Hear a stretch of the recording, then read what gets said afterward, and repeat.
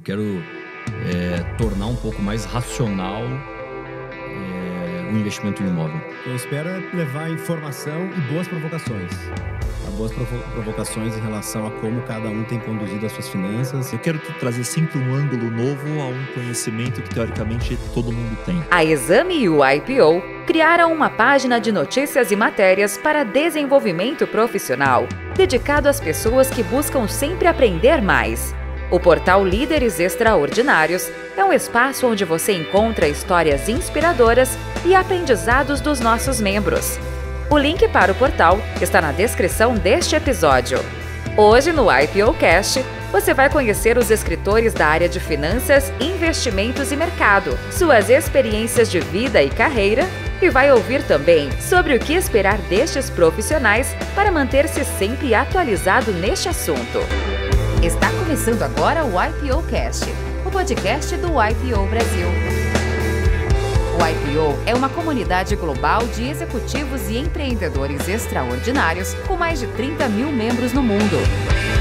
Aqui, toda semana você conhece uma nova história de vida e carreira dos nossos membros. Este episódio é patrocinado por Exame.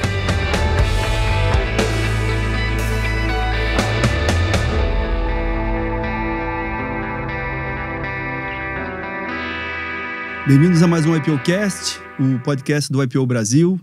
Hoje temos uma agenda diferente.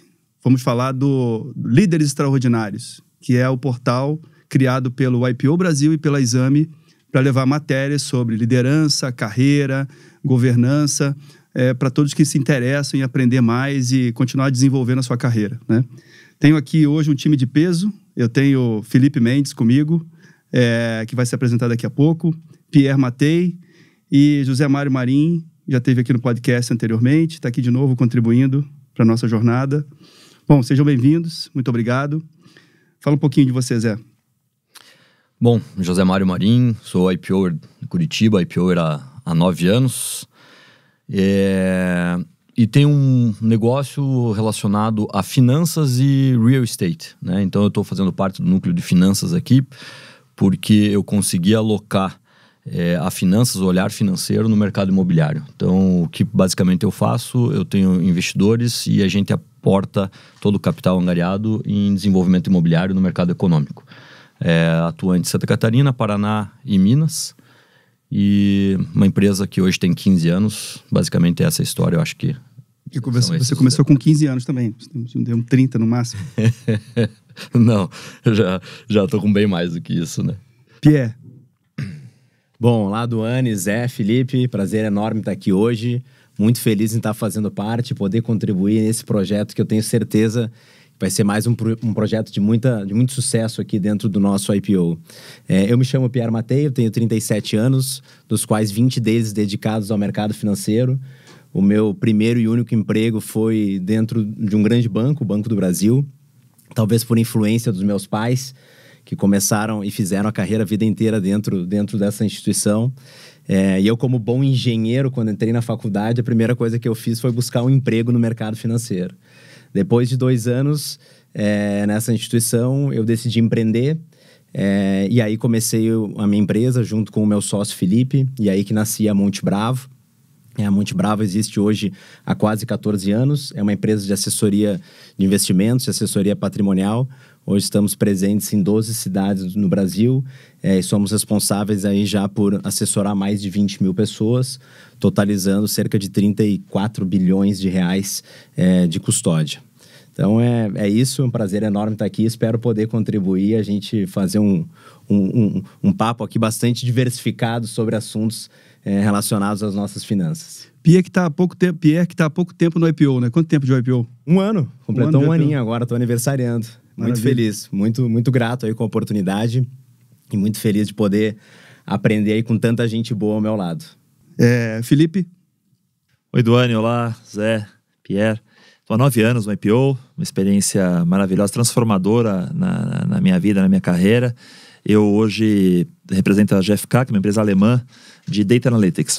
A gente está olhando o que está acontecendo no mercado, especialmente eletroeletrônico, mas também bem de consumo.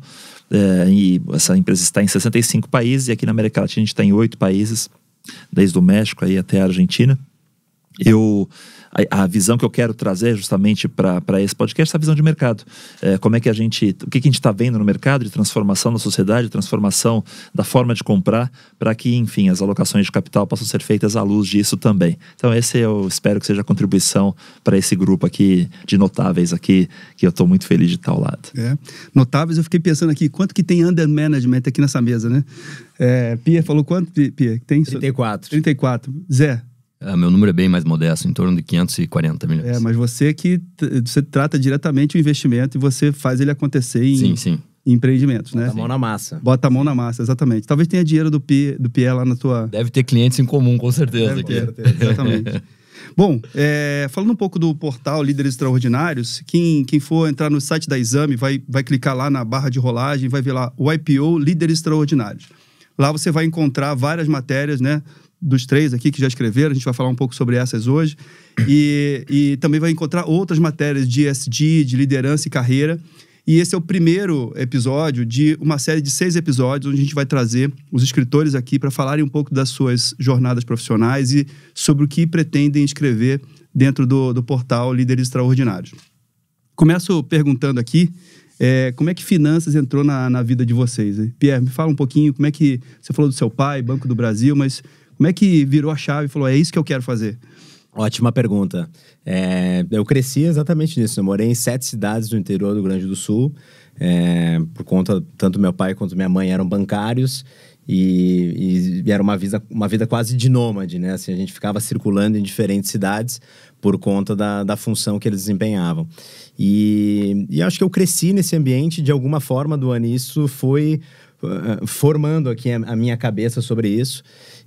Logo que eu entrei na faculdade, eu estava louco para começar a trabalhar, para me sentir útil, né? Começar a ganhar os meus primeiros trocados ali. E a vida de estagiário de engenharia, ela é muito dura. Quem é engenheiro aqui sabe que o Zé sabe, é uma vida ingrata, não é, Zé? Eu disse... Pierre, vou te falar uma coisa. O Zé anda dando essas risadinhas aqui, que agora, assim, ele foi teatro lá no nosso capítulo, né? E aí ele foi mudando as posições dele, foi ficando mais leve. E aí quando ele vê todo mundo no trampo, assim, ele dá uma risadinha, tipo... Tô de férias, né? Foi a mesma que ele deu agora. Tá em outro patamar. Foi a mesma. Muito bom saber disso. Mas então... Eu queria ingressar no mercado de trabalho, e aí um belo dia vi num concurso, né, numa banca de jornal, literalmente, né, nessa época que ainda existia isso, um anúncio de um concurso pro Banco do Brasil. E eu olhei aqui e disse, isso aqui é interessante, né? E aí cheguei em casa, falei com os meus pais, obviamente pelo vínculo emocional eles adoraram a ideia, apoiaram, né, compraram um cursinho preparatório para mim, e aí eu comecei a ter um primeiro contato. Na época mal sabia o que era uma folha de cheque, né? Hoje muitas pessoas também já da nova geração também isso vai ser artigo de museu em algum momento. Mas ali eu tive um primeiro contato, comecei a me interessar aquilo, fui estudando, aprendendo.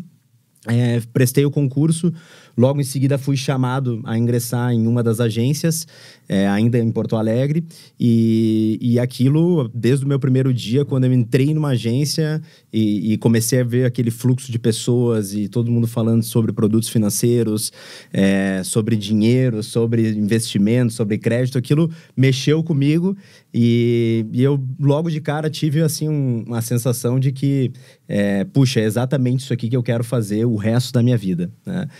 Eu terminei a graduação de engenharia, mas olha, a exceção do estágio obrigatório que eu tinha que cursar para poder me formar, eu nunca pisei numa obra, né? Eu sou um engenheiro que de engenharia de fato não sabe nada, né? Por isso que eu brinco, como bom engenheiro eu fui trabalhar no mercado financeiro. Os ótimos, eles seguiram no mercado imobiliário, né? Exatamente. Então, é um pouco disso, Duane. Bacana. Felipe, você tem uma profundidade na área financeira, mas com uma visão de negócio, né? Acho que você já está num negócio hoje que olha muito mais o mercado e o consumo do que especificamente a área de finanças e investimentos, né? Fala um pouquinho, como é que isso foi para você? Eu acho que eu sou administrador, não engenheiro, mas eu acho que a grande mensagem do que eu fui vendo com o tempo é que no final tudo é dinheiro, né? As trocas, quando você pensa, a gente troca dinheiro por coisas, e ainda que pareça óbvio, o ponto é que muitas vezes a gente acha que as pessoas compram uma geladeira e elas compram 2 mil, 4 mil reais, né? As trocas são muito econômicas e hoje, por sorte, se estuda muito mais isso, com a questão de behavior economics, começa a se avaliar o quanto isso é real. E eu acho que esse é um pouco o aprendizado de quem não está dentro do mercado financeiro, mas está olhando como é que essas coisas ocorrem em todos os atores. E aí, o que eu acredito que existe muito nesse mercado hoje, que é o que eu tento comentar, são as narrativas. No momento em que alguém faz um estudo, por exemplo, de que os carros elétricos vão vender tantos mil, qual é a fonte desse estudo? E você vai ver lá, às vezes é a fundação do Elon Musk. Então, acho que toda essa discussão de alocação de dinheiro e como ela corre sempre para o mesmo lado, como a gente estava falando um pouco aqui no aquecimento, é algo que eu acho interessante de trazer com essa visão externa, por assim dizer, a esse mercado. E você traz também uma visão, nas tuas matérias, a gente vai falar um pouco sobre elas aqui, uma visão de comportamento social, né? Como é que o teu negócio está ligado a essa questão de comportamento social? Quais são as reflexões que vocês fazem lá? A GFK trabalha com pesquisa de mercado básica e também trabalha com monitoramento de mercado. Então, nós vemos o que se vende no mercado, especialmente de eletroeletrônico. Então, na pandemia, por exemplo, a gente logo mostrou que as casas estariam mais equipadas. As pessoas começaram a gastar muito com casa. Tem um caso interessante. 10 dias depois da primeira liberação do fundo emergencial, Renda Brasil, né? Enfim, a gente recebeu um dado muito forte de vendas do Nordeste e Centro-Oeste. Os varejos reportam as vendas deles e muitos varejos reportaram um crescimento muito grande daquilo. E aí a gente ligou para eles, porque a gente tem esse contato com eles, porque eles são nossos parceiros, e eles falaram, olha, eu não sei o que aconteceu, mas muita gente veio à loja e deu uma entrada de R$600. Isso era, sei lá, 10 de maio, foi assim que surgiu. E naquele momento a gente talvez tenha sido uma das primeiras empresas a dizer, atenção que esse dinheiro vai para consumo e as pessoas estão realmente fazendo o seu lar ficar um pouco mais agradável, né? Valorizando um pouco mais o seu lar. Então é dessa forma, relacionamento com consumidores, com varejo e com indústrias. A gente está o tempo inteiro falando com esses 3 entes e isso nos ajuda um pouco a sentir de onde está vindo o novo consumo, o próximo consumo, a próxima onda. Bom, com isso você já fala um pouco sobre que perspectivas você vai trazer nas matérias que você está escrevendo agora e vai escrever no futuro, né? Mas eu quero saber mais sobre isso. Zé, e para você, como é que finanças entrou na tua vida? Ou primeiro entrou o mercado de construção civil e depois veio finanças? Como é que foi essa sequência? Não, primeiro foi finanças e eu não sou engenheiro, até que todo mundo comentou aqui, eu sou administrador também. Mas sabe que foi por afinidade a números que finanças naturalmente veio para minha vida. Desde muito pequenininho eu adoro números. Eu decoro o número do telefone da pessoa e não sei o nome. E acabei que fui trilhando esse caminho. Para ter uma ideia, eu lembro de, às vezes, um adolescente ainda, eu estava em restaurante. Esse é um fato curioso. Eu estava, às vezes, em restaurantes, meu pai falou, o que você está quieto aí? Eu estava contando o número de lugares, vendo o preço médio do prato, vendo quanto aquele restaurante faturava, sempre fazendo conta, sem parar. Então era uma coisa que eu adorava, eu gosto. Aí no vestibular, eu vi que essa afinidade era alta, eu acabei gabaritando em matemática, então, era uma coisa que eu sempre gostei e eu simplesmente segui o caminho. Aí fui para administração e fui especializando em finanças corporativas, aí fui fazer um MBA em gestão de negócios mesmo. E como é que entrou o mercado imobiliário? Muita gente pergunta, mas como é que você caiu no mercado imobiliário, né, sendo um financista aí? Justamente por isso, porque quando eu voltei para o Brasil, eu queria abrir um negócio onde eu pudesse alocar um volume elevado de capital de forma segura. E aí entrou o mercado imobiliário. O mercado imobiliário facilmente se atinge cifras significativas, né, de faturamento. E se você tiver uma relação de dívida super controlada, ou zero, como a gente atua na minha empresa, o risco é quase nulo. É um mercado muito, muito sólido, né? Então foi assim que entrou a finanças e o mercado imobiliário. Foram de forma extremamente racional. Eu achei bem interessante a matéria que você escreveu, né? Que você fala sobre se a pessoa quer diversificar investimentos, né? Como ela pode diversificar no segmento imobiliário e que cuidados ela tem que tomar, né? Sim. Eu achei muito didático. Queria que você comentasse um pouco sobre por que você seguiu esse caminho logo na largada. Provavelmente você já deve ter escutado de outras pessoas, na tua matéria você fala isso, né? Aquela obra deixou de existir, aquele projeto deixou de existir, aquele fundo não está dando o resultado que a gente esperava. E aí você traz alguns cuidados sobre isso, né? Uhum. De fato, quando eu fui escrever essa primeira matéria, eu pensei, meu pensamento foi qual é a pergunta que mais me fazem aqui no escritório. E aí, como sabem que eu lido com isso, amigos, às vezes nem investidores, pessoas conhecidas e tal, e é unânime isso. Todo mundo tem uma história triste no mercado imobiliário, principalmente por erros muito básicos, que são os erros que eu comentei na matéria, né? São ali as 5 dicas principais que eu coloquei. Então, eu resolvi escrever sobre isso, e é o que eu pretendo continuar escrevendo, é desmistificar um pouco esse mercado imobiliário, o investimento no mercado imobiliário, tornar ele um pouco mais racional, mais corriqueiro também, e mais financeiro, mais lógico, não emocional, como muita gente acaba ainda comprando imóvel. Por incrível que pareça, 70% das vendas de imóveis são emocionais. Acredite que mais da metade das pessoas compram imóvel na primeira visita. É uma coisa absurda, você comprar uma casa na primeira visita que você faz num stand. Então, é isso que eu quero buscar, trazer um pouco mais do olhar financeiro para isso, independente que seja a tua moradia final, não seja um investimento. Também tem um lado financeiro muito importante nisso daí.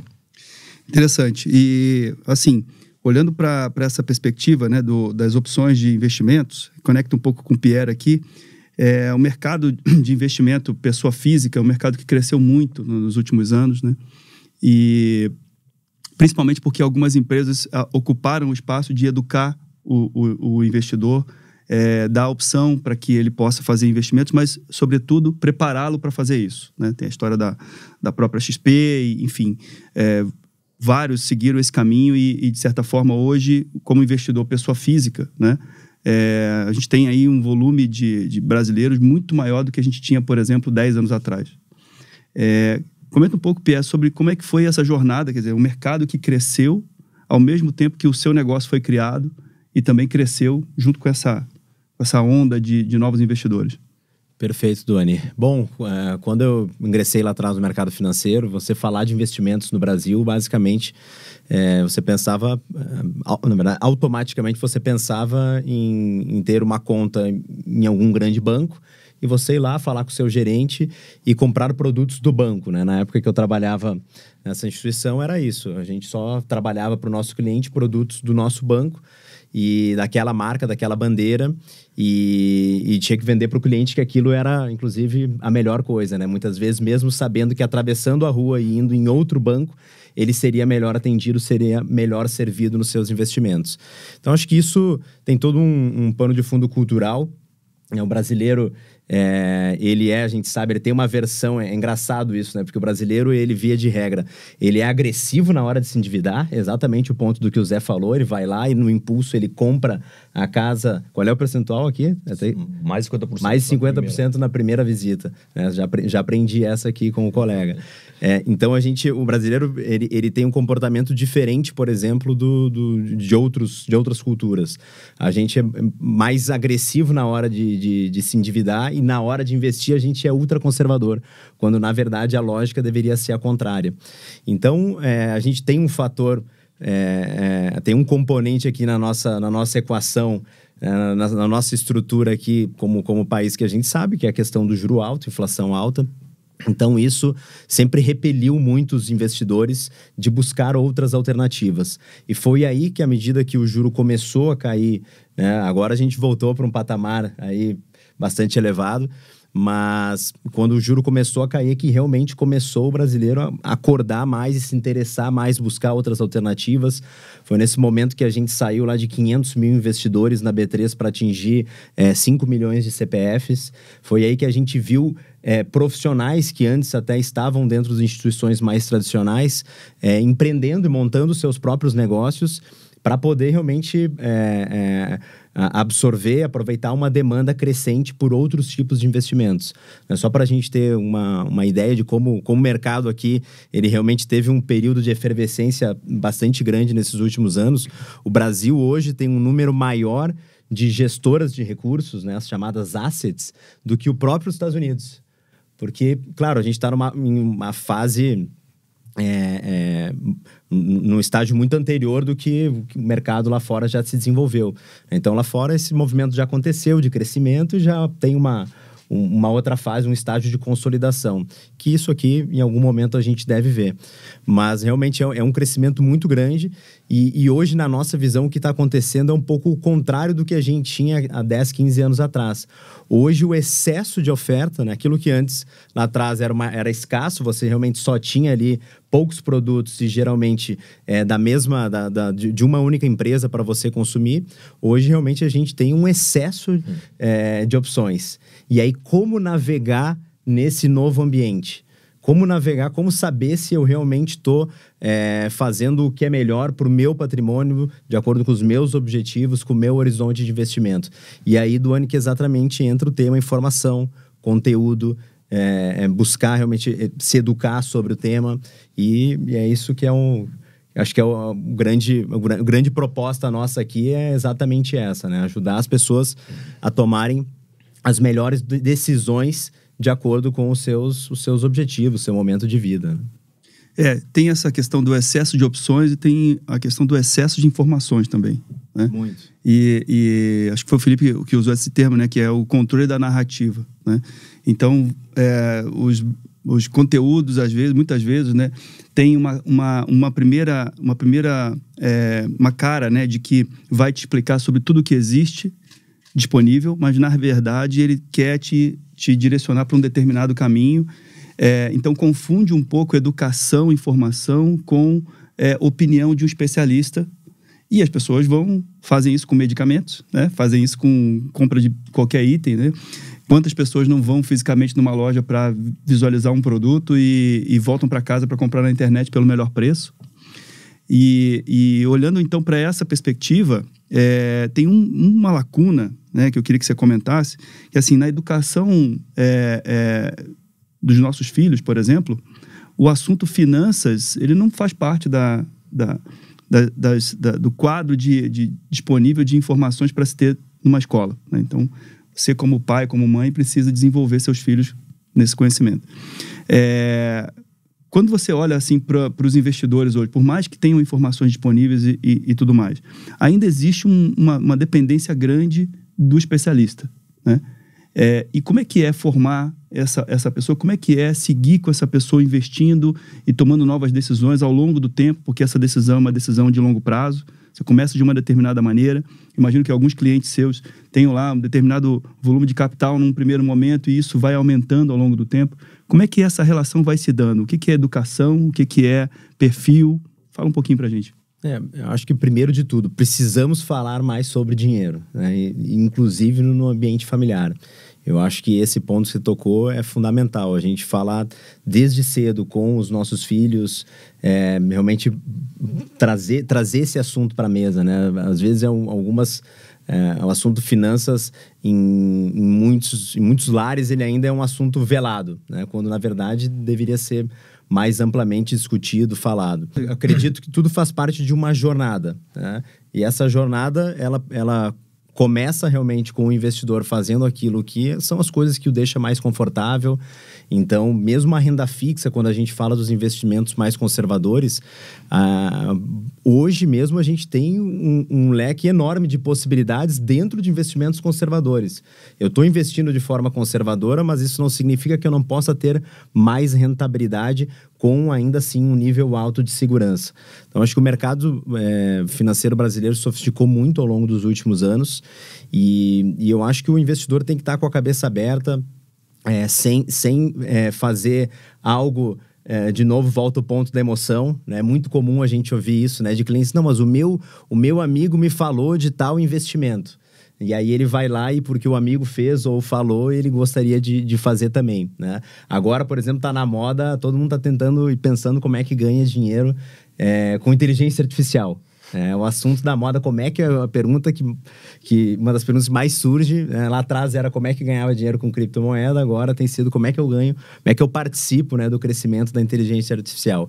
Então, eu acho que faz parte de uma jornada buscar conhecimento, acho que acima de tudo, mais até do que, até comento isso no artigo, mais do que você contar com uma instituição de renome, eu acho que não tem jeito, assim, quando a gente fala de finanças, a gente está falando, eu gosto de fazer essa brincadeira, a gente está falando do órgão mais sensível do corpo humano, né? Então você tem que cuidar disso com alguém da sua confiança, com alguém que você realmente confia e com quem você sinta que realmente esteja ali com interesse genuíno de te ajudar, né? E aí buscar conhecimento. Acho que tem... hoje, diferente do que acontecia lá atrás, é muito bacana porque o nosso cliente nos questiona muita coisa. E eu acho isso já um avanço do ponto de vista cultural. Lá atrás, a gente falava uma determinada informação, o investidor ele assimilava aquilo como uma verdade absoluta, vamos dizer assim, né? E hoje ele realmente questiona, ele pergunta, ele está interessado em vários temas que antes eles não se interessavam, não só na parte de produtos, mas até mesmo na parte de remuneração, né, de todos os profissionais que prestam serviços de consultoria, de aconselhamento, de assessoria financeira. Sou muito entusiasta do que está por vir na nossa indústria financeira. Eu acho que a gente realmente está assistindo uma virada de chave aqui do ponto de vista cultural, onde nunca se falou tanto de investimentos. E eu acho que quanto mais a gente trouxer isso, quanto mais a gente mostrar que não é algo restrito para poucas pessoas e que investir bem não tem nada a ver com ter muito dinheiro, que é um outro estigma que se tem também, eu acho que é por aí o caminho. Ótimo. Felipe, você escreveu um artigo, 5 tendências que influenciarão as escolhas dos consumidores brasileiros em 2024, né? E aí você comenta ali essas 5, eu queria que você falasse do Smart Power. Eu achei interessante aqui, né? Você falar um pouco sobre o que significa isso. Legal. Smart Power foi um termo que um acadêmico criou, que é a junção do Hard Power e o Soft Power. Hard Power é algo mais antigo, vem lá da Guerra Fria. Soft Power veio depois, o Hard Power mais a parte econômica mesmo, o tamanho das coisas, o quanto eu tenho de tamanho de economia, reserva, quer dizer, tudo, inclusive a parte militar, reserva de energia, tudo isso pode ser pelo lado do hard. Depois o soft power é a parte mais cultural, são valores. Que valores eu acredito que são os valores que eu quero para o meu país, para a minha família, e o smart power é a combinação dos dois. Então, depois da guerra, Segunda Guerra, o mundo, boa parte do mundo do lado de cá, né, o mundo ocidental acreditou que os valores americanos, os valores chamados ocidentais, eram os valores a serem perseguidos. E aí o hard e o soft caminharam na mesma direção. Liberdade, trading, né? Você trocar coisas. Depois você teve a época da globalização, o mundo precisa ser globalizado, ali nos 90, a gente vai lá e constrói a China com essa visão, né? A China me ajuda a construir isso. E nós estamos num momento de transição bem importante. Se a gente for olhar hoje, quer dizer, quem não assistiu a algo coreano ainda, se for mais jovem, é raro. Você tem desde o K-pop, você tem o filme do coreano que ganhou o Oscar, você tem agora uma série que chama, acho que os 100 ou os 300, que é dos coreanos fazendo atividades físicas. Então você começa a ver que boa parte da arte que vinha fundamentalmente dos Estados Unidos ou da Europa, começa a vir também da Ásia. Depois você tem, por exemplo, a Índia fazendo um trabalho maravilhoso diplomático, que é amigo de todo mundo, negocia com os Estados Unidos, negocia com a Rússia, negocia com a China. Então você tem uma mudança nesse eixo para dizer, bom, qual é o futuro do soft power? Os países árabes estão tentando fazer uma transformação enorme, então estão criando lá, né, o maior prédio do mundo, lá o The Line, ou Neon, né? Você tem a própria Copa do Mundo, teve uma discussão bacana sobre a questão dos valores da religião e como diversidade. Foi uma discussão muito bacana, ainda que o país tenha tomado as suas decisões. Então, existe uma mudança no eixo do soft e que está acompanhando a mudança no eixo do hard. A grande questão é, a gente com as duas superpotências que temos hoje, né, Estados Unidos e China, os Estados Unidos leva soft e hard juntos. Ele acredita naquilo como país e meio que exige que aquele país, para ser um negociador, trabalhe de alguma maneira dentro do soft. Então ele questiona se aquele país tem liberdade para as mulheres, para os homens, enfim. A China é um pouco mais pragmática nesse sentido. Enquanto está fazendo trade, tudo bem. Se for ainda no yuan, melhor. Não quer muito cuidar do seu soft, né? E isso pode ser uma mudança interessante do ponto de vista de como se faz comércio no mundo. E essa é uma questão que eu acho que nós estamos neste momento em pensar sobre isso. Por que isso é importante para o brasileiro? Porque ele começa a consumir coisas de outros lados. Já não existe mais uma coisa de que produtos chineses têm uma qualidade talvez menor do que outros. Os jovens, especialmente, o que eles querem? Pagar bem num produto de alta tecnologia. E os chineses hoje trazem alta tecnologia num custo menor. Então você começa a perceber que vai invadindo a sociedade esse outro pensamento de cultura, as narrativas que a gente comentou, começam a criar histórias que as pessoas começam a questionar valores que nós considerávamos como valores tradicionais. E para fazer ainda mais forte, após o Covid, com toda essa discussão econômica que a gente está vivendo agora, né, as restrições, várias coisas que eram mais nobres voltaram um pouco para trás. Então, toda a discussão sobre cuidar do ambiente, por exemplo, meio ambiente, etc., deu um passo para trás. As pessoas hoje estão mais preocupadas em cuidar da sua família, do seu dinheiro, do que necessariamente do meio ambiente. Houve um passo para trás em relação, se a gente chama que é para trás, em relação aos valores um pouco mais conservadores, de dizer, não, eu sim, acho que todo mundo tem que ter a sua liberdade, desde que não invada a minha. Antes era uma coisa mais aberta, você tem direito a se expressar. Então, a sociedade está num momento de transição super importante. E por que isso conta? Porque as marcas, quando forem fazer a sua publicidade, se fizerem uma publicidade mais ousada, tem que saber que isso vai ter um impacto em boa parte da população. O Brasil é mais conservador do que parece na mídia. Então, esse tipo de discussão que eu quis trazer com essa parte do Smart Power. Interessante, a gente teve lá no capítulo de Curitiba um evento, não sei se o Zé participou, com o professor da Fundação Dom Cabral. Sim, participei, muito bom. E ele mostra, por exemplo, que daqui a alguns anos os evangélicos, né, vão ser maior quantidade do que os católicos. Né? Isso, de alguma forma, tem uma influência muito grande na sociedade, nas decisões, nas opiniões, né? E isso vem sendo construído ao longo dos últimos anos e segundo ele, que é um estrategista, isso deve acontecer nos próximos anos. Tem um outro ponto que você fala aqui, Felipe, que é sobre os valores pessoais em transformação. Né? Fala de carreiras que duram mais tempo, né? Fala de mudança das pessoas em relação aos últimos acontecimentos pandêmicos, etc. Como é que isso influencia a tomada de decisão? Assim, de um lado, você tem esses movimentos que acontecem no mundo, que no fundo por conta do ser humano, da sociedade, né? Onde um começa e o outro termina, é difícil da gente entender, mas dentro do ser humano tem uma mudança acontecendo. A gente percebe na gente mesmo, né? Se a gente olhar para os nossos últimos 2 anos, né? O quanto a gente mudou de perspectiva de pensamento, de prioridades, etc. Como é que é isso para o consumo? Bacana. Nós temos hoje pela primeira vez 4 gerações no ambiente de trabalho, que é algo quase impensado. A geração Z chega e tem alguns baby boomers ainda por lá. A nossa geração, especialmente acho que de 2 ou 3 de nós, que talvez seja a geração X ou um Y aí mais tardio, nós estaremos no mercado de trabalho por muito mais tempo. Porque a gente cuida mais da saúde, a gente cuida mais talvez do nosso dinheiro, então estaremos mais tempo ativos. Isso, por exemplo, vai gerar uma pressão muito grande nos mais jovens. Porque nós estaremos nas posições de liderança provavelmente por mais anos, porque temos mais experiência. Então você começa a ter uma geração X que vai dar cartas por muito mais tempo do que as gerações anteriores deram. Esse é um primeiro ponto. Pensando mais, né, na longevidade, pensando mais na aposentadoria, esse é um primeiro valor. Depois você tem a geração Y, que são os millennials, que para mim eu digo que é uma judiação, porque eles cresceram aqui no Brasil com o tal do medical thinking. O Brasil de 94 a 2014 foi um país que deu certo. Se a gente for pensar, cada ano era um pouco melhor que o anterior. Você pode ter uma outra queda em 2008, mas melhorávamos todos os anos. E os millennials viraram adultos com essa perspectiva de que a coisa daria certo. Desde lá, a coisa vem cambaleando, a gente teve agora essa questão do Covid. E os millennials estão fazendo 40 anos.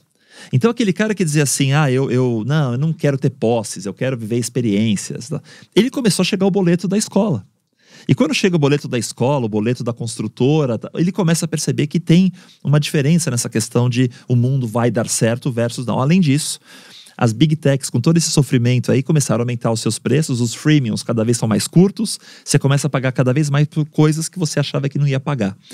Então, toda a base de conhecimento que pautou a chegada da geração Y na fase adulta mudou muito, que é um impacto bem grande. E a geração Z, que são os jovens que estão chegando agora, 18 anos, 20 anos. Esses chegam super pragmáticos, porque eles cresceram nos últimos 7, 8 anos escutando o quê dos pais? Está difícil o mercado, essa polarização. Então eles chegam, inclusive, nostálgicos. É algo muito maluco você imaginar que um jovem chega com valores nostálgicos há 18, 20 anos, né? Então é uma geração muito mais parecida até com a X do que com a Y. E muitas vezes as pessoas pegam essa coisa do experiências é melhor que posse e falam, jovem é assim. Não, vem chegando uma nova geração. E nesse sentido, inclusive, alguns valores que eu estava comentando, por exemplo, de abertura a outras formas de se expressar, não são maiores entre essa geração Z do que a Y ou a X. Tudo se apertou um pouco mais, tudo se plasmou um pouco mais.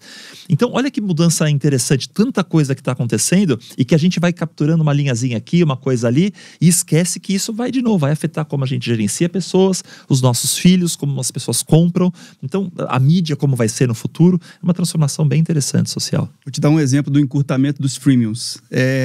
Quando surgiu, assim, quando os streamings começaram a ter uma participação relevante, as pessoas começaram a ter um volume de assinaturas e tudo mais, e o conteúdo também era muito bom, a primeira coisa que a gente pensou foi assim, bom, então aquela conta da NET lá a gente vai deixar de pagar. Falta muito pouco para isso acontecer. E a gente vai começar a assistir os streamings, né? E a gente fez isso. Só que a gente tem o HBO Max, que a gente paga, o Netflix, o Disney Plus e o Amazon Prime. Igualzinho. Então, da mesma forma, você está distribuindo em 4 players diferentes aquilo que você consumia na TV a cabo, né, que você não consome mais, mas são as coisas mudando. E vai mudar de novo, né, Duane? Até hoje mesmo eu estava vendo, a própria Amazon está com uma iniciativa de agora licenciar o conteúdo para outras plataformas. Então, quer dizer... White label. Exatamente. No início era, né, o Netflix, por exemplo, distribuía conteúdos de vários lugares, da própria Disney. Aí, obviamente, todo mundo se deu conta disso e fechou esse canal, né? Fechou e passou, criou o seu próprio canal e começou a vender os seus próprios produtos. E agora parece que volta a ter uma abertura. Então, quem sabe em algum momento a gente possa ter uma plataforma somente. Olha que sonho isso. Mas olha que interessante essa discussão. Modelos de negócio, que acho que também é parte do nosso bloco aqui. Netflix e Amazon Prime são concorrentes? Eu acho que, de certa forma, sim. Sim. Lá na ponta, sim. O modelo de negócio deles é concorrente? É totalmente diferente. A Amazon Prime, ela é uma entrega dentro do pacote Amazon. A Amazon não depende daquele valor para fazer o seu negócio. Então, ela pode jogar com preço, ela pode criar modelos novos, ela tem a publicidade. Você tem que entrar no site da Amazon para fazer todas as compras. O negócio da Netflix era 100% dependente de assinatura. Então, você tem 2 negócios que, para o consumidor final, sim, competem, claro, são competidores pela atenção, mas com modelos de negócio atrás totalmente diferentes. Então, a Netflix agora entra com publicidade num país, restringe compartilhamento de senhas no outro, né? Vai testando coisa para ver qual é o seu modelo. E a Amazon está pensando outra coisa, eles estão com outro caminho, porque eles têm outras fontes de dinheiro. Então, toda essa discussão sobre mudança também dos modelos de negócio, especialmente pela questão digital, fazem parte, para mim, desse contexto, né? De como a gente não percebe coisas que estão atrás, das vezes, de novo, do headline aí, né? Trazendo aqui para minha realidade, né? O meu chão de fábrica aqui, que é o mercado financeiro, esse movimento que aconteceu nas plataformas, nos streamings, é exatamente o que aconteceu na nossa indústria também. Lá atrás, era um monocanal, monoproduto, monobandeira. E aí vem, meados de 2009, 2010, esse movimento de plataformas que realmente se propõe a ser um grande marketplace de produtos. E a partir disso, todo mundo adere a isso. Então, até pouco tempo atrás, você conseguia acessar qualquer produto através de qualquer instituição. Você abre uma conta numa corretora, seja ela qual for, você acessa basicamente os mesmos produtos. E isso hoje a gente já nota a indústria mudando de novo. Está começando a fechar de novo, está começando a restringir. Então, mais recentemente, a gente já nota que alguns determinados produtos já não estão mais disponíveis em todas as plataformas. Novos produtos têm sido criados e disponibilizados em plataformas restritas. Olha, ou está na plataforma A, ou está na plataforma B, ou na plataforma C. Então, é muito engraçado porque, no fim do dia, as coisas elas só mudam de endereço, né? Assim, mas essas tendências, elas vão sendo seguidas por diversos setores e, no caso do mercado financeiro, é muito nítido isso pra gente. Isso é interessante porque os marketplaces, que foram as grandes tendências aí, né, da pandemia, mais uma vez, do ponto de vista do consumidor, paraíso. Eu escolho o menor preço. Você comentou, pesquiso qual é o melhor produto, vou lá e compro o menor preço. Para o consumidor, mas e para o negócio? Como é que eu faço para ter margem com uma situação dessa? Então começa, por um lado, você criar novos produtos, plataforma de anúncios, etc. Por outro lado, é começar a ter produto específico. E aí você vai fazendo em todos. Você vai no mercado de investimento, no varejo tradicional, no próprio varejo de mídia. Quer dizer, essa coisa de tudo aberto para todo mundo tem crescimento, porque agora eu posso comprar, mas não necessariamente o modelo de negócio é positivo. Então, acho que várias indústrias estão nesse momento agora. Repensar essa questão do liberdade para todo mundo. Deixa eu fazer um comentário também, Duane, falando um pouco de modelo de negócio, falando um pouco de comportamento, até voltando a alguns comentários anteriores de todos aqui, trazendo para o mercado imobiliário algumas coisas que eu tenho visto que tem mudado, tanto no comportamental quanto no situacional, vamos chamar. Por exemplo, uma questão que tem chegado muito a mim é como que vai se comportar o mercado de locação versus o mercado de compra, de fato, do imóvel. Não estou falando de investimento, estou falando de moradia daí. Nos Estados Unidos é muito comum você alugar e morar por locação por muito tempo, né? Até porque o americano muda muito mais que o brasileiro, ele muda em torno de 4 vezes durante a vida do imóvel. A gente acaba ficando muito tempo porque é um bem que você conquista com muito suor aqui no Brasil, né? E tem financiamentos muito mais duros. E é engraçado que tem uma mescla no nosso mercado das duas coisas. Situação, juros. Juros está super alto, o que está inviabilizando a compra do imóvel por grande parte da população brasileira. Então o que está acontecendo? Aumentando muito locação.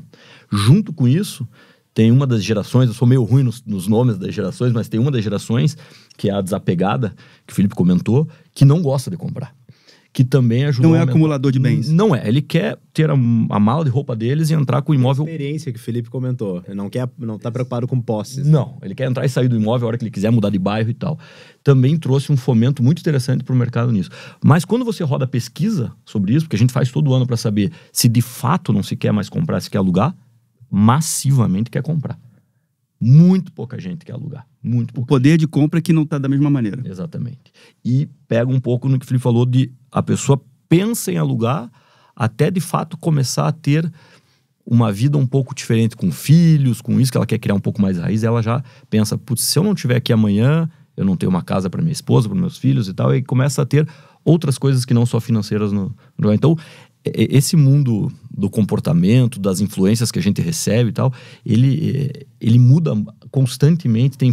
Você falou de grandes potências. Isso acontece dentro da gente também, dentro do micronegócio, dentro de Curitiba ou dentro do ser humano, né? Só para pegar esse gancho do Zé, o que aconteceu na pandemia e realmente provocou uma mudança até no comportamento do consumidor, do nosso cliente investidor, foi a procura por seguro de vida.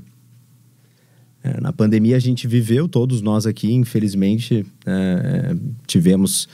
sofremos perdas de entes queridos e essa proximidade com realmente a morte fez com que as pessoas se preocupassem mais com isso.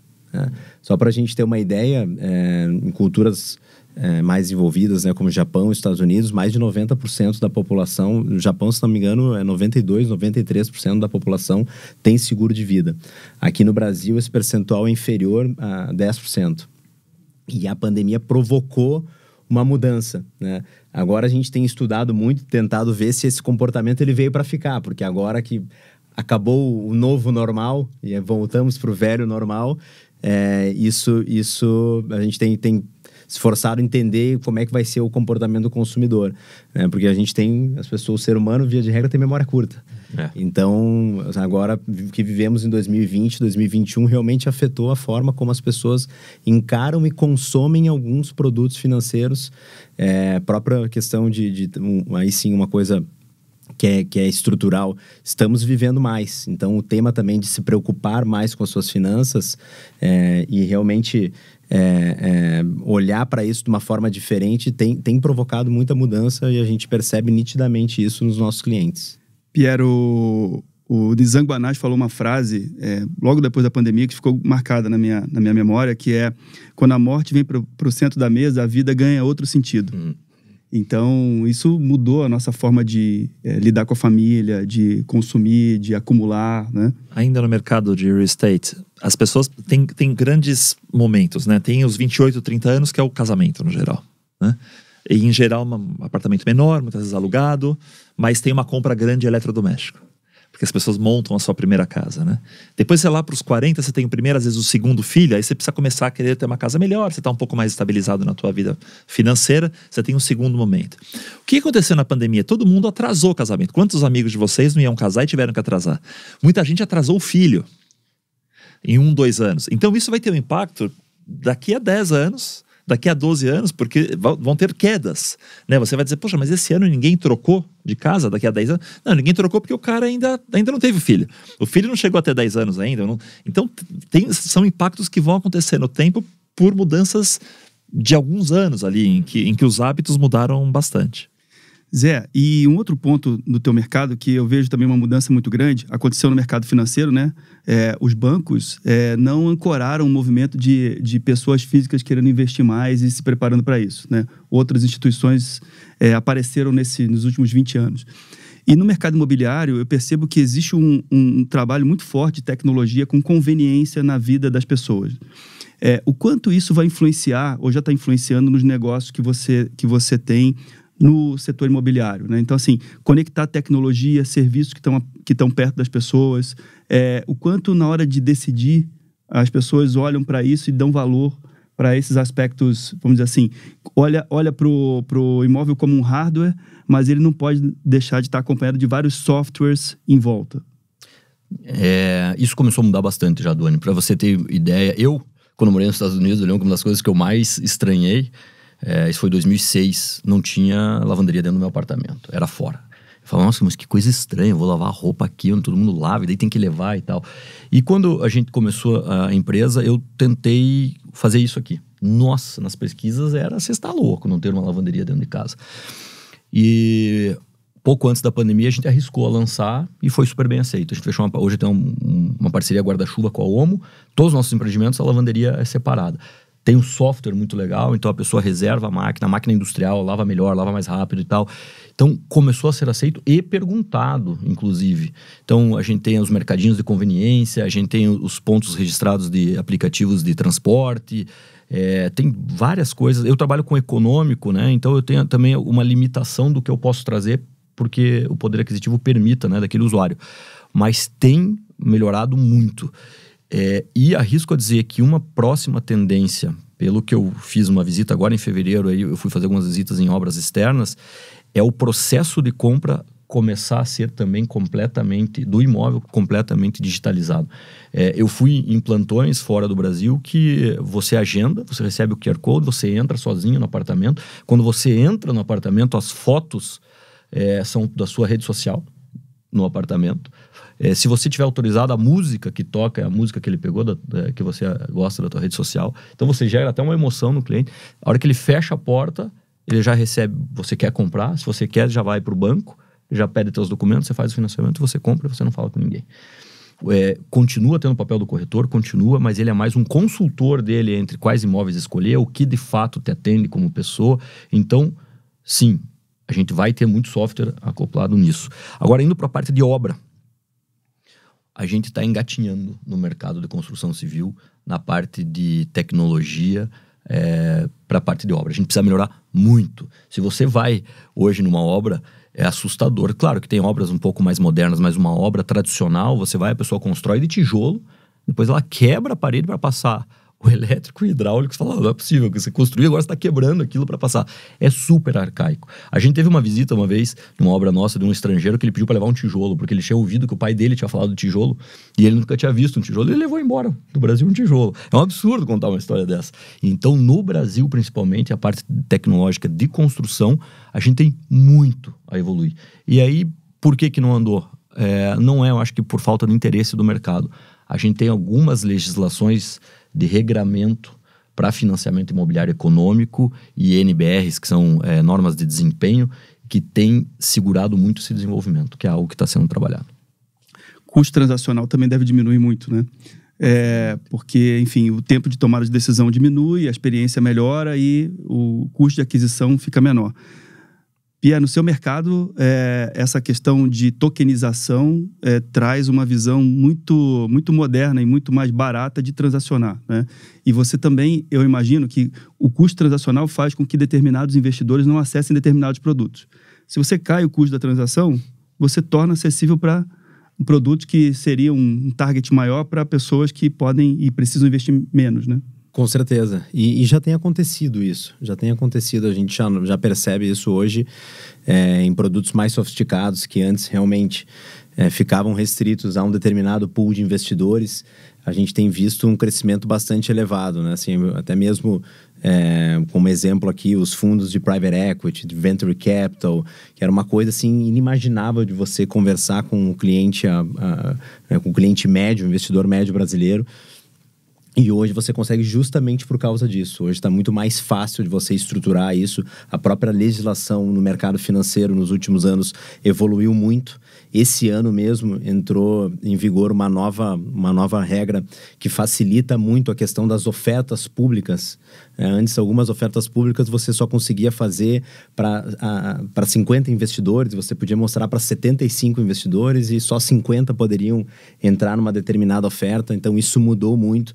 E por isso que eu sou muito entusiasta do crescimento do mercado e como ele vai se conectar muito com o mercado imobiliário, que já tem evoluído muito junto em sintonia, né? A gente vê muito né, hoje mesmo para fomentar o produtor, para fomentar o construtor.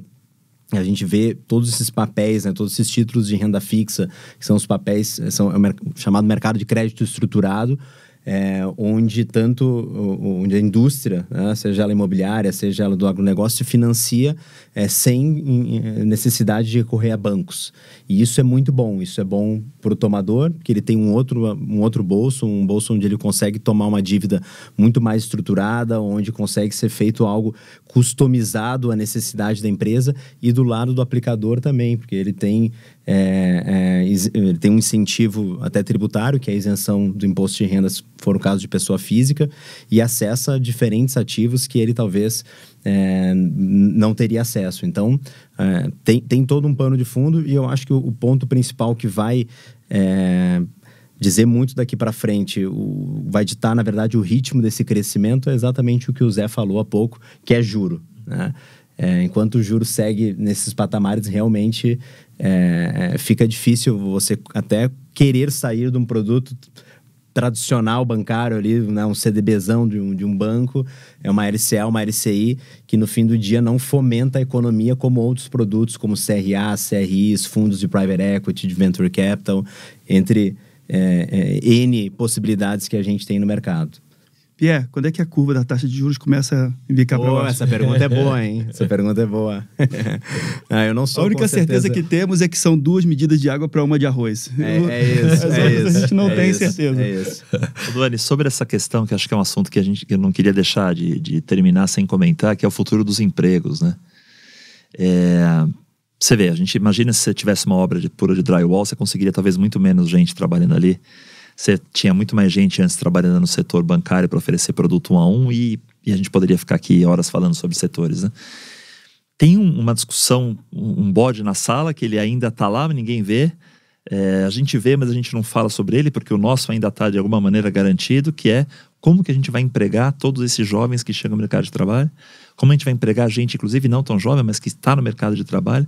E agora com a questão da inteligência artificial generativa, inclusive os nossos filhos, hein? Porque antes a gente dizia, estudou, está garantido.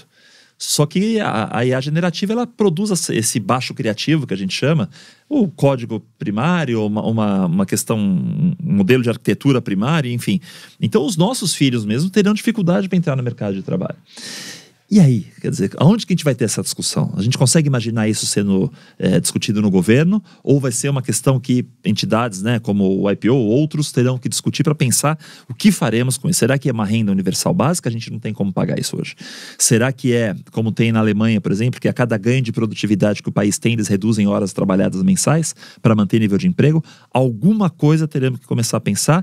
E a hora que chegar, vai chegar muito forte. Então, essa é uma outra discussão que eu queria colocar na pauta para a gente deixar essa mensagem para os ouvintes aqui. Felipe, e ela é interessante, nesse mesmo evento que o Zé e eu participamos, de um professor da Fundação Dom Cabral, falando sobre estratégia, sobre futuro, ele fala sobre a inversão da pirâmide, né? Então, na década de 80, da década de 80 para os dias de hoje, a população 60 a mais dobrou de tamanho. Em 2030, ela dobra de novo. E pela primeira vez, ela vai ser uma população maior do que a 15 menos. Então, as carreiras são diferentes, a vida das pessoas é diferente, né? A longevity economy, né? Os negócios relacionados à economia de pessoas que têm mais idade, né? E depois a gente fez um evento específico com o Henrique Noia, que é esposo da Violeta Noia, né? Que tem um negócio voltado para investimentos de economia da longevidade, sobre, por exemplo, achei interessantíssimo, pessoas que têm um imóvel, né? E em determinado momento da vida elas vendem esse imóvel e continuam ocupando o imóvel, recebendo por esse imóvel até a sua morte. Então, são as pessoas se descapitalizando, quer dizer, se capitalizam e têm bens. Em determinado momento da vida, elas começam a perceber que aqueles bens não vão ser mais úteis para a jornada que vem. Então, elas vendem os imóveis, e tem negócios que fazem isso, e elas entregam o imóvel no momento que deixa de existir. Sensacional, né? Mas isso são produtos que vêm a partir de uma mudança da faixa etária, do perfil etário da população, né? E isso está acontecendo agora, Felipe, eu concordo com você, assim, eu acho que a gente já está vivendo isso. Tem uma frase que diz que não é que acho que quem fala isso é o Arthur Igreja, né? Que você, não é a gente que... as coisas não acontecem de uma hora para outra, é a gente que demora para perceber. Exatamente. Elas estão acontecendo o tempo inteiro, né? E é tanta coisa acontecendo que às vezes resumir tudo isso é importante. Vou voltar na questão da inteligência artificial, tá todo mundo falando disso. Como que eu ganho dinheiro, né? Que você falou, Pierre. Como é que usa e como é que usa a primeira pergunta. E a segunda é como é que eu ganho dinheiro com isso. E tem muita gente fazendo bobagem e gastando dinheiro que não precisa, né? Então, essa questão do preciso de um consultor ou não, né? Muitas vezes você tem um consultor que já vende aquilo também, você tem a questão da isenção, mas a grande pergunta é essa: para que você precisa isso, né? O que você usa isso no teu negócio? Fazer bem a pergunta. E também tem uma educação sobre tecnologia, que as escolas até têm um pouco, mas a gente não discute educação sobre tecnologia. A gente fala de metaverso, todo mundo virou expert, né? Metaverso, agora todo mundo é expert de ChatGPT, mas a gente não educa o povo a pensar do ponto de vista de 0 e 1. Que é também uma lacuna de formação importante. Como é que eu, neste negócio, onde está a maior oportunidade de colocar, existe oportunidade de colocar inteligência artificial sim ou não, e como é que eu faço isso? Então, é uma outra oportunidade para nós também trazer aqui para os ouvintes. Bom, deixa eu falar aqui um pouquinho que a gente aqui, esse núcleo de finanças, investimentos e mercado, tem vocês aqui como representantes do núcleo, mas eu vou falar o nome das outras pessoas que estão aqui. Só falando para quem nos ouve, quem nos assiste, somos todos membros do IPO, participando do portal Líderes Extraordinários. E aqui a gente está falando com o núcleo de finanças, investimentos e mercado. Então, estou aqui com o Felipe hoje, com o Pierre e com o Zé Mário Marim. O César Collier, né, que é Managing Partner e Head da Latinoamérica da Singular Growth e Company. O Otacílio Soares Filho, que é presidente do Conselho Consultivo da Status Capital Investimentos. E o Marcelo Vidigal de Barros, que é fundador da Sales Impact e aceleradora de vendas. Então, aqui somos 6 pessoas nesse núcleo, e agora eu queria ouvir um pouco de vocês, assim, o que os leitores podem esperar dos seus conteúdos daqui para frente, né? O que vem pela frente nesse núcleo? Fala você, Zé. Legal. Eu até estou trabalhando no próximo artigo já, mas todos vão ter mais ou menos o mesmo objetivo. Eu quero tornar um pouco mais racional o investimento em imóvel.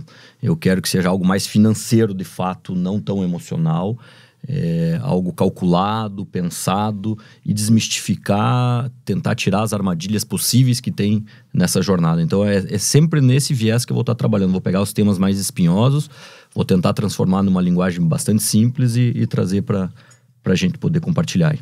Antes de publicar a matéria do Zé, ele falou assim: e aí, já posso? Quero mandar para minha mãe a minha matéria. Pro meu pai, para eles verem, valeu o investimento. Então, foi a conversa que a gente teve antes, né? A gente não para de pensar em pai e mãe, mesmo com uma idade avançada. Isso aí, Pierre. Bom, o que eu espero é levar informação e boas provocações.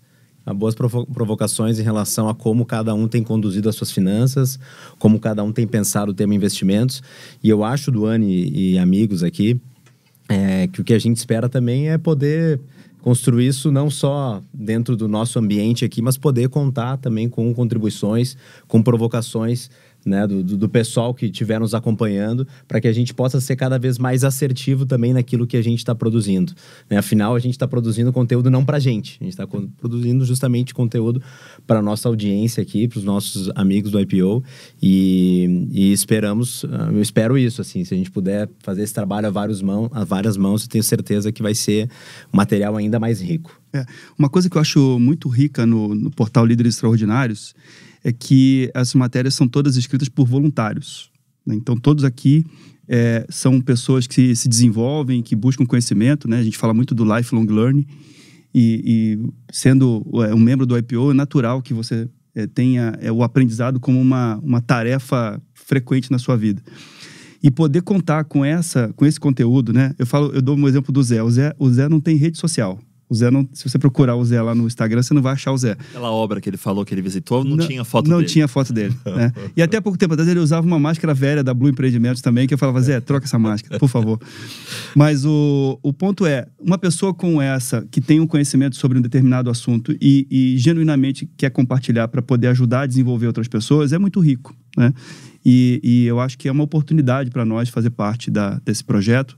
E eu fiquei, e o time da Exame também, eu queria que vocês soubessem disso, adorou o que viu produzido pelo IPO, né? Ficou muito entusiasmado pelos conteúdos, pela maneira como a gente reflete sobre determinados... Sabe se a expectativa que tava baixa, né? E a gente... Pode ser. O IPO é pouco conhecido, né? Isso. Então as pessoas não sabem exatamente, né, o que acontece, como faz. A gente tem explicado aqui durante os podcasts. Então pode ser que a expectativa tenha, né? Era baixa, né? Mas o pessoal ficou muito surpreso e muito feliz com o conteúdo que a gente gerou, e eu queria muito agradecer o trabalho voluntário de vocês, né? A intenção de levantar a mão e dedicar uma parte do tempo para produzir um conteúdo de alta qualidade, né? E eu agradeço muito por isso. Felipe, você, o que podemos esperar de você? Bacana. Eu quero trazer sempre um ângulo novo a um conhecimento que teoricamente todo mundo tem. Se todo mundo acredita que carro elétrico é o futuro, eu quero dizer, olha, sim, mas. Eu quero que as pessoas pensem por que pode não ser, talvez algo tão amplo. O que eu estou escrevendo agora é sobre Índia e China. A Índia passou a população da China agora, né, essas últimas semanas, e vai crescer mais que a China esse ano. Então a pergunta é, a Índia será a nova superpotência? Talvez, mas talvez não como a China. Então, acho que essa é a ideia, trazer algo que está cristalizado, mas um ângulo para gerar uma reflexão. Só um comentário sobre o que o Pierre falou, eu acho que quando a gente escreve sobre algo, também é uma forma da gente cristalizar os nossos pensamentos. Muito legal. Então você tem tudo aquilo na tua cabeça, dando, né? A gente não dorme, a gente tá o tempo inteiro perdendo cabelo, aquela coisa. Mas aí você escreve e fala, é isso que eu queria dar, essa minha... Então é um processo também de autoconhecimento. Eu agradeço também a você e a Exame e ao IPO por permitir que tudo isso que está pegando fogo aqui vá para um papel, vá para um artigo, fique lá impresso e a gente seja responsável também por tudo aquilo que a gente falou lá, né? Um legado, né? Um legado. Essa matéria que você escreveu sobre carros elétricos, né? E fala um pouco sobre a matriz de etanol brasileira, é uma coisa que está esquecida. Deu um trabalho danado para o Brasil construir essa matriz energética baseada em etanol, com os motores também, né? Toda a tecnologia, né? A cadeia inteira. E a gente fica pensando assim, quando a gente vai ver um carro elétrico sendo vendido, quando é que o carro que a gente gosta vai virar carro elétrico? É muito interessante essa reflexão. E eu acho que a gente esquece, né? E de novo, não é que não seja bacana ter carro elétrico, né? Tem suas coisas contras, mas é bacana no geral. O ponto é isso que a gente como país quer dizer, eu como política pública, quero que o prefeito de São Paulo arrume o esgoto que a periferia ainda não tem aqui em São Paulo, a 20 quilômetros daqui, 10 quilômetros daqui, ou coloque ponto de carregamento elétrico na cidade inteira. Então, não é uma questão de política pública também, não é só uma questão econômica ou porque eu quero ou porque eu não quero. E a gente tem que lembrar que eu sou super a favor do carro elétrico também, mas boa parte da produção do carro elétrico usa energia fóssil. Então tem discussões interessantes, né? Para você produzir as baterias, etc. Tem países que não tem. E até o carregamento. Eu carregar um carro elétrico aqui no Brasil é muito melhor que eu carregar em muitos países da Europa, onde a base da energia lá não é hidrelétrica. Não é... Então tem muita coisa. E acho que é isso, acho que essa é a ideia. Provocar essa discussão e dizer, entendi, talvez carro elétrico não seja uma panaceia, etanol também tem suas questões. Ok, vou tomar uma decisão informada, seja nos investimentos aqui, que os colegas falaram e que eu aprendi tanto e já agradeço aos dois aqui. Maravilha. Bom, encaminhando para o final, falar mais uma vez aqui, o portal Líderes Extraordinários. Se você digitar no Google Líderes Extraordinários Exame, vai ser o primeiro ícone lá que você vai acessar o portal com matérias escritas por membros do IPO. Também você pode acessar o site da Exame, clicando lá na barra de rolagem, e você vai ver o IPO Líderes Extraordinários. Bom, Twitter final de cada um de vocês aqui, já antecipadamente agradecendo a presença, a agenda, né? Mais uma vez se dedicando ao IPO. E, por favor, as últimas palavras. Meu Twitter final vai ser para agradecer você, Duane, e te parabenizar por essa iniciativa, porque eu acompanhei desde o começo o nascimento do podcast, como é que começou, e olha onde a gente está. E me ajudou, né? Fizemos juntos. Achamos os primeiros patrocinadores, que o capítulo não tinha dinheiro, e como a gente não sabe para onde as coisas vão caminhando. Então, parabéns, estou super orgulhoso de ter nascido no capítulo de Curitiba e estar hoje nacional e influenciando. Tem muita gente fora do IPO ouvindo e lendo, então meu Twitter é de agradecimento. Fazer um comentário sobre isso que realmente me emociona muito. Um dos porteiros do meu prédio, eu estava entrando no sábado agora, ele falou assim para mim: eu acho que eu vi o senhor num podcast. Eu falei: você tá brincando? Eu não tô brincando. Que legal. E eu fiquei muito feliz porque dentro do IPO, Zé, a gente sabe o nível das pessoas e do conhecimento que as pessoas têm, do quanto a gente aprende, né? Mas fora, pela primeira vez, eu acho que a gente está tendo a oportunidade de compartilhar o que a gente sabe para pessoas que não são do IPO, líderes de todos os níveis, profissionais de todos os níveis, que mandam mensagens sobre livros que vocês falam aqui, né? Olha, pô, eu vi aquele livro que o Zé sugeriu, né? E comentam sobre coisas que vocês disseram e que eles aplicaram na vida profissional deles. Legal.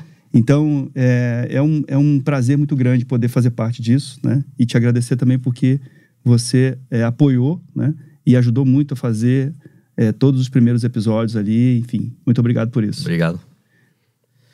Olha, Duane, eu completei agora meu primeiro ano de IPO e fiquei impressionado com realmente a cultura que existe de você se doar para as pessoas, de você ajudar, um espírito e um clima de colaboração, de ajuda, de trocas riquíssimas, por sinal, de uma forma totalmente espontânea e genuína. E quando eu vi a iniciativa, né, na hora eu respondi: olha, a gente tinha que ter que inicialmente não estava previsto, né, quadro de finanças, investimentos. E aí eu escrevi para a turma dizendo: olha, eu acho que faz todo sentido criar, inclusive me voluntario aqui para participar junto. Faço questão de poder, de alguma forma também, dentro das minhas possibilidades aqui, contribuir de alguma forma e poder produzir conteúdo e servir, né? Acho que essa é a principal mensagem aqui, e tomara que realmente essa iniciativa, e eu tenho certeza que sim, venha não só para ficar, mas para crescer cada vez mais. Quem sabe ali na frente a gente também aqui, através do nosso trabalho, consiga estimular outros colegas também, porque às vezes precisa um empurrãozinho, às vezes precisa, né? A gente fica, mas será que eu... Exatamente o que o Felipe falou, né? Assim, será que eu tenho condições de... né? Nós não somos... Eu, pelo menos, né, escritor profissional, não é o que a gente faz. Sim. Mas será que eu tenho condições de botar tudo aquilo que eu tenho, concatenar minhas ideias e colocar no papel e fazer, principalmente, isso ser algo útil, né, ser algo de valor para as pessoas que vão ler? E essa é a provocação, e quem sabe a gente consiga estimular outras iniciativas e outros colegas também. Acho que tem, né, o maior tesouro do IPO realmente o capital humano, né? São as pessoas que ali estão, são essas conexões e esse ambiente de troca a todo tempo. Então eu espero isso, e pode contar comigo para tudo aqui. Estou muito feliz, muito orgulhoso, me sentindo de verdade honrado em poder estar contribuindo de alguma forma. Eu acho que a palavra é essa. Nós temos nós somos privilegiados pela vida e por participar de uma organização como essa, que hoje não é de acesso amplo, mas ela cresce bastante. E eu sempre pensava exatamente como que, com tanta riqueza aqui dentro, como é que a gente devolve para a sociedade isso? Essa riqueza de pensamento. Como é que a gente entrega para o empreendedor, que muitas vezes por acidente e não por escolha, como é que eu ajudo ele colocando assuntos em que ele possa se desenvolver de uma maneira ampla? A gente tem todas as universidades por aí que fazem um trabalho maravilhoso, mas aqui a gente tem agora, a um clique, exemplos maravilhosos do que pensar, da onde olhar, como fazer, o que eu faço com a minha vida.